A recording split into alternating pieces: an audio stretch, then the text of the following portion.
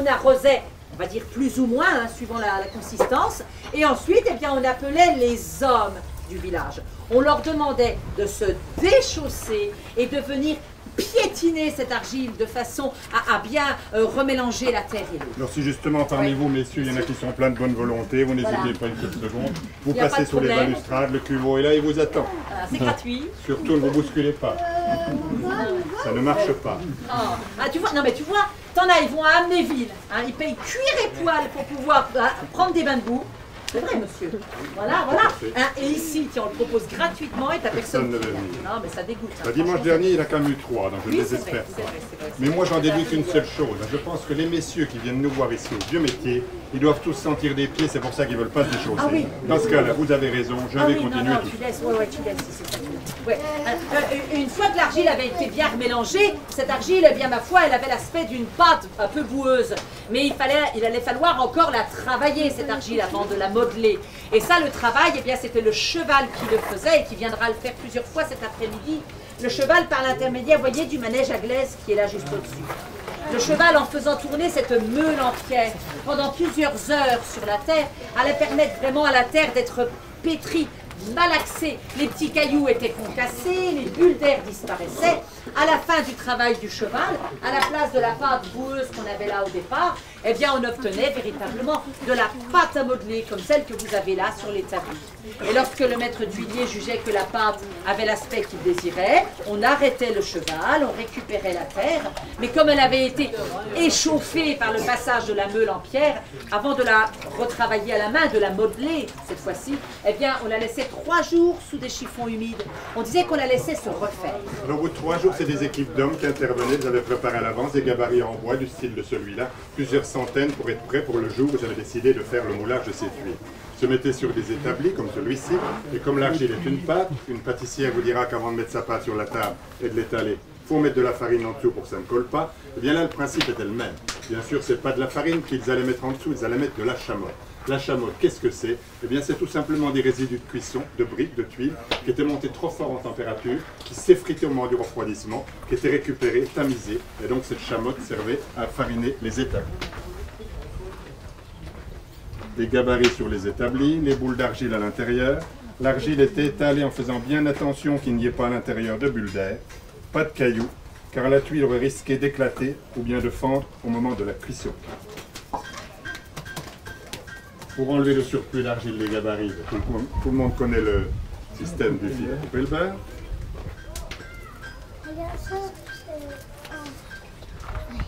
Les gabarits ainsi chargés en argile est encore entreposés verticalement sous des hangars, à l'abri du soleil et des courants d'air, de manière à ce que l'argile perde encore un tout petit peu de son humidité pour la cuite se tienne en forme.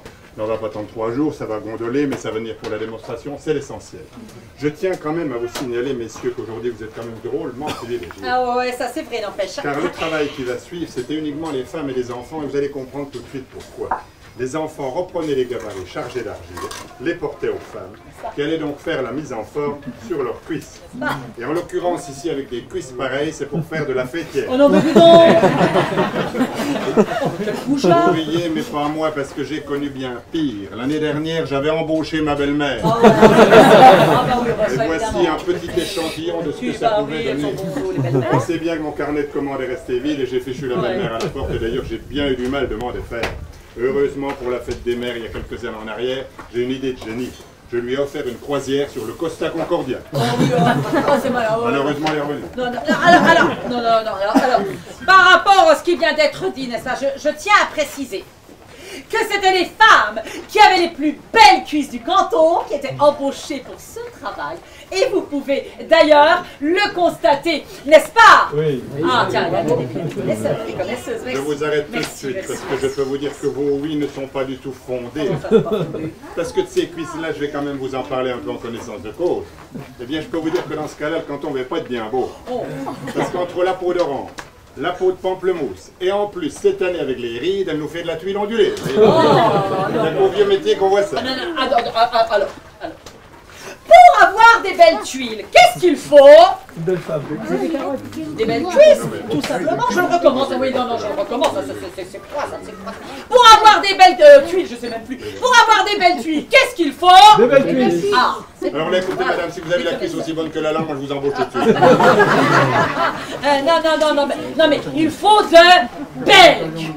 Je veux dire par là, il faut de la cuisse, quoi. Vous voyez, il faut une cuisse ferme, galbée, musclée, avec quelque chose de qualité. Et ouais, c'est pas n'importe quelle petite cuissette qui pourra faire le boulot, quoi. Hein? Parce que dans les magazines, on voit des nénettes, et elles relèvent leur jupe. En dessous, il y a quoi? Et 2 os. Hein? Alors, si vous les mettiez ici, tiens, imaginez par exemple une seule seconde la catastrophe si vous mettiez à ma place Brigitte Macron. Oh. Qu'est-ce que ça vous donnerait? Deux vieilles. Oh. Non. Ça vous donnerait des petites tuilettes. Alors, parfaitement ridicule, ça couvrirait quoi, une niche à chien? Que moi, avec mes tuiles, eh bien je couvre un toit. Voilà, tout simplement.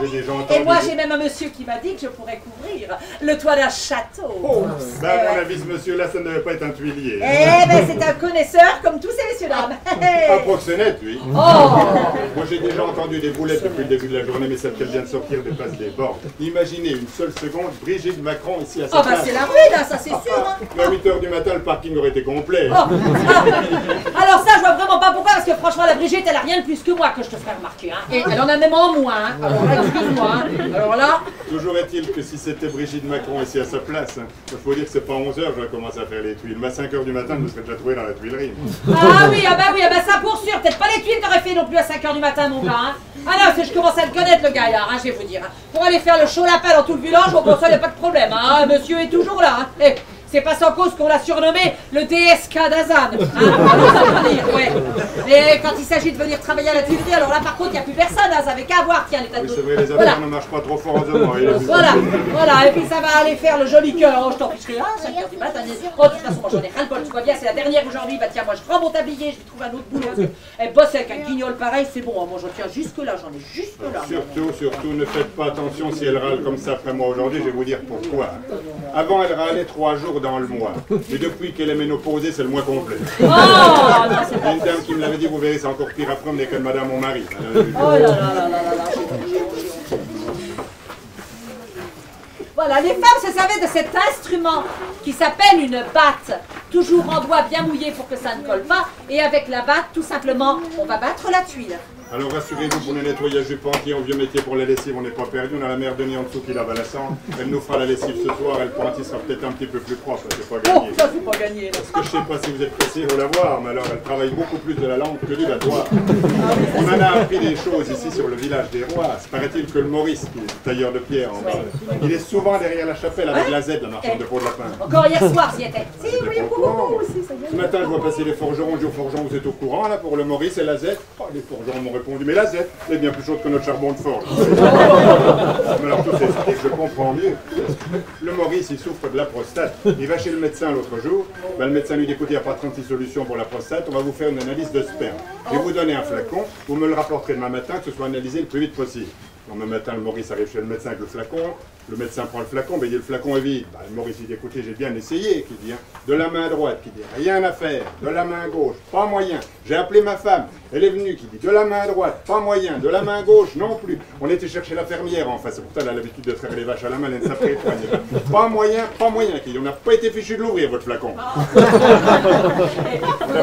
Vous aviez l'esprit mal placé. C'est pareil, vous avez peut-être vu des gilets jaunes sur le bord de la route, ou le Tour de France, vous avez vu le maillot jaune, et bien moi je peux vous dire que j'en ai vu aussi du jaune. Parce que hier matin, je suis passé au lavoir, récupérer du linge qu'on avait laissé il y a au moins plus de 15 jours, qui n'était toujours pas lavé. Et quand je suis arrivé, eh ben, la lavandière a fait tomber son savon dans le bac d'eau. Et quand elle s'est penchée pour le ramasser, là je peux vous dire que j'en ai vu du jaune. Hein. Voyez-moi, c'était pas un gilet. Hein. Et si vous voulez même quelques détails, je peux vous dire qu'il y avait pas mal de foin qui dépassaient de la jarrette. C'est pareil, vous avez peut-être vu le couple non, de bah, ça y Vanier est, en il est bas. parti, là. On a un couple de Vanier, ils sont amis, ils sont copains comme cochons depuis leur enfance, depuis toujours. Mais alors les deux bonhommes ont une sale manie. Hein. Tous les samedis, ils vont jouer à la belote au café authentique à Hazan. Jusque 3-4 heures du matin, les femmes en ont ras-le-bol. Elle dit, c'est pas difficile, la semaine prochaine, c'est la fête à Romane-sous-les-Côtes, il y a bal, nous on ira au bal, vous irez jouer à la belote. Effectivement, vous voyez bien, Romane et Hazan, c'est tout près, elles partent à pied, elles vont au bal toute la nuit, elles s'éclatent, elles picolent, elles fument, elles dansent, bref, elles passent une soirée inoubliable. Le jour se lève, on dit, écoute, qu'on rentre, quand même, t'as vu l'heure qu'il est et tout, bah oui, on va rentrer, ils sortent du bal, il y en a une qui dit à l'autre, écoute, j'ai une invitation, j'ai envie de faire la grosse commission, mais je ne tiendrai pas jusqu'à Hazan. Oh bah l'autre dit, écoute, moi ça tombe bien, j'ai envie de faire un petit pipi. Ah bah tiens, qu'elle dit, on passe devant le cimetière, on va rentrer dans le cimetière, personne ne nous verra. Elle rentre dans le cimetière, il y en a une qui fait son petit pipi, elle dit à l'autre, tu n'aurais pas du papier que je puisse m'essuyer? Ah non, j'ai rien. Elle dit, bah suis-toi avec ta culotte. C'est avec sa culotte, hop, elle la balance derrière une tombe. Et l'autre dit, bah écoute, moi je viens de faire la grosse commission, t'as pas de papier? Ben non, elle dit, j'ai pas de papier. Bah allez, regarde sur la tombe d'à côté, qu'elle lui dit, il y a une belle couronne de fleurs, il y a des feuilles de fougère en dessous, prends 2-3 feuilles de fougère, ça fera l'affaire. Bref, elle s'exécute, elle rentre. Les deux bonhommes retournent jouer à la belote le samedi suivant. Il y en a un qui dit à l'autre, bam, mon dit, elles ont dû s'éclater la semaine dernière, t'as vu l'heure qu'elles sont rentrées? Oh, ne m'en parle pas, la mienne elle est rentrée, elle n'est pas de culotte, qui dit. La mienne non plus. Oh, le pire de tout, dit, la mienne, elle avait une petite banderole de collée sur les fesses, c'était marqué, nous ne t'oublierons jamais de la part de tes copains. On n'applaudissait pas, n'applaudissez pas. C'est pareil, On va jamais travailler, il y a voilà, il y a tiens, son voilà. petit-fils qui va à l'école. Alors le jour, il ne vaut rien, on dit que c'est le dernier de la classe. La maîtresse dit aujourd'hui on va faire des leçons sur des rimes. Est-ce que quelqu'un pourrait me citer des phrases avec des rimes? Il y a une petite fille qui lève le doigt, elle lui dit je t'écoute. Oh, il fait beau, il fait chaud. Elle dit ça rime bien, c'est parfait. Elle dit mais la phrase est un peu courte. Une autre petite fille qui lève le doigt, elle dit bah, demain matin j'irai dans le jardin. Elle dit bah, une phrase qui est un peu mieux, qu'elle dit effectivement c'est pas trop mal. Oh, le totor il lève la main, il dit moi madame j'en ai une. Elle dit je t'écoute. Dans la mare aux grenouilles, j'avais de l'eau jusqu'au genou. Il dit ça rime pas. Ben, ça peut pas rimer, madame, qui avait pas assez d'eau. Il faut savoir quand même que les femmes passaient près de 600 tuiles par jour sur leurs cuisses. Hein. C'était Elle vraiment... travaille un peu plus pour la Oh, oui. il y en a encore 599 à faire. Ah ouais, bon, aujourd'hui c'est mort. On va faire des heures supplémentaires. 600 tuiles, c'était vraiment le travail à la chaîne. Les enfants apportaient les gabarits, elles donnaient la forme, les enfants repartaient avec les tuiles formées. Et ça sans arrêt pendant toute la journée. Et pourtant, elles aimaient bien montrer qu'elles étaient passées à la tuilerie. Alors souvent, sur une des tuiles de la semaine, de la saison, eh bien, elles signaient leur travail. Alors, ça pouvait être un dessin, hein, si elles ne savaient pas écrire, mais sinon, eh bien, c'était carrément des messages, ce qu'elles avaient, ou alors leur prénom, la date, le lieu, ou ce qu'elles avaient sur le cœur, si, je sais pas, si elles étaient amoureuses du tuilier, mais enfin, ça, c'est complètement idiot, hein, franchement, du pas vrai. Ou alors, si elles n'aimaient pas le voisin, eh bien, elles ne se gênaient pas pour l'écrire sur la tuile, et après, bah, tout le village pouvait le lire.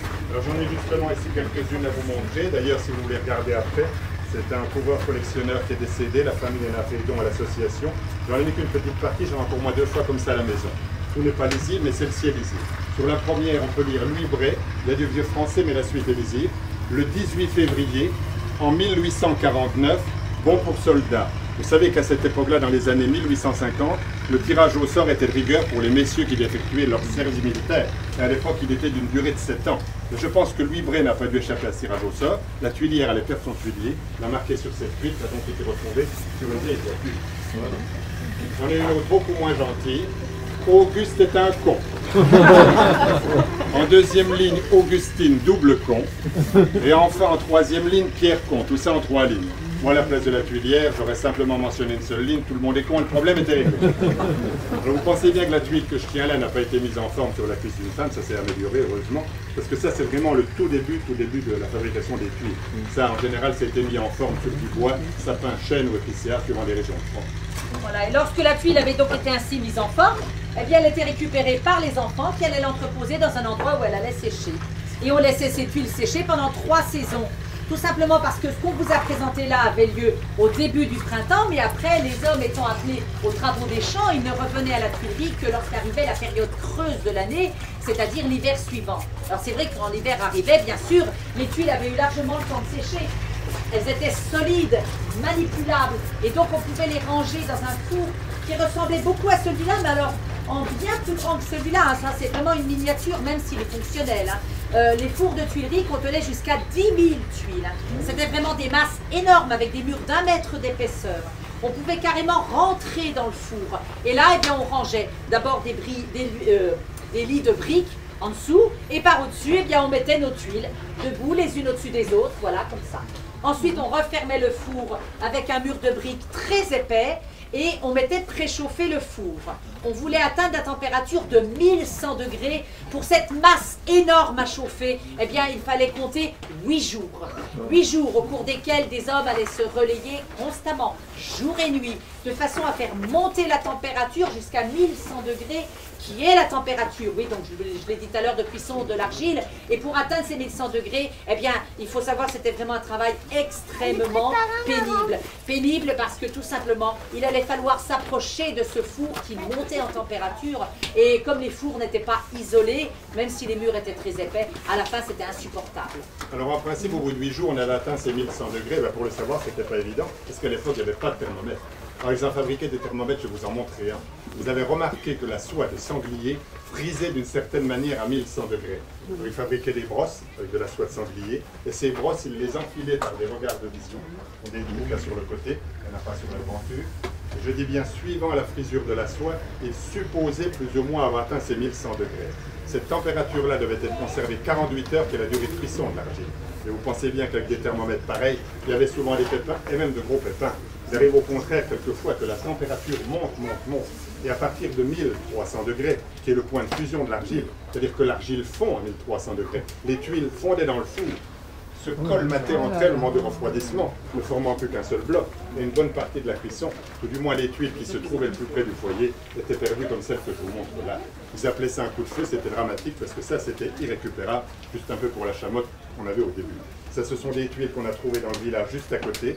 En faisant des fondations pour construire une maison, il y avait une ancienne tuilerie à proximité. Vous pensez bien qu'aussitôt on les a récupérées pour les amener à Zan pour pouvoir vous les montrer.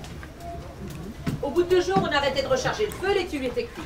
Malgré tout, après, il allait encore falloir respecter ce qu'on appelle la période de refroidissement. Parce qu'une tuile, quand elle est à 1100 degrés et qu'elle doit refroidir, elle est fragile. S'il y a une chute brutale de la température, elle risque de claquer. Et ce claquage, c'était vraiment la hantise des tuiliers, parce que ça voulait dire que toute la fournée était perdue. Alors pour éviter donc ce problème de claquage des tuiles, eh bien on laissait nos tuiles à l'intérieur du four qui avait été muré, donc au départ, on les laissait pendant encore 3 semaines. Comme ça, elles refroidissaient tranquillement, et ça n'est qu'à la fin de ces 3 semaines qu'on cassait le mur de briques qu'on avait monté au départ pour aller les chercher. Alors quand on les récupérait, bien sûr, elles n'étaient plus très chaudes, elles n'étaient plus fragiles du tout. Malgré tout, comme on voulait se dépêcher de les sortir pour en remettre une tournée, eh bien, quand on les sortait, on se servait de manique en peau de lapin pour ne pas se brûler. On sortait les tuiles les unes après les autres et on les faisait sonner. C'était le son rendu par la tuile qui nous disait si cette tuile était de bonne qualité ou si elle était fêlée. Alors il y arrive une tuile à l'association, c'est aujourd'hui le dernier dimanche pour l'année 2019, mais nous pensons déjà au mois de mai 2020 et 2 journées au mois de juillet l'an prochain. Et pour l'association, nous ne serons pas là l'année prochaine. Non. Nous avons appris hier, nous venons de décrocher le marché pour la toiture de Notre-Dame de Paris. C'est nous. On est très fiers, c'est nous. Alors vous pensez bien qu'une cuisse ne va pas suffire. Pas être facile, Donc je cherche parmi vous, mesdames, s'il y en a plusieurs qui seraient disponibles pour faire les tuiles sur Paris. Vous voyez, on part dès demain matin. Mais attention quand même, ne rentre pas à la tuilerie qui veut.